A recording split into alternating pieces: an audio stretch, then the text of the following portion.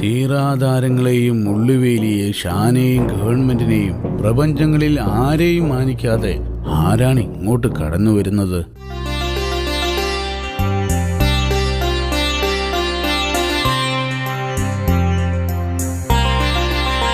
ആഹാ, ഇങ്ങോട്ട് പറന്നു വരുന്നത് ഒരു കൂട്ടം ചിത്രശലഭങ്ങളാണല്ലോ.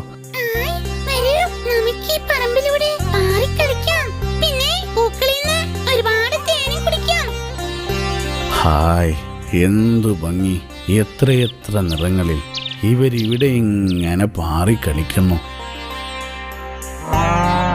അല്ല, ഞാനൊന്ന് ചോദിച്ചോട്ടെ, ഇവർക്ക് എൻ്റെ 2 ഏക്കർ പറമ്പിൽ വരാൻ എന്ത് അവകാശം?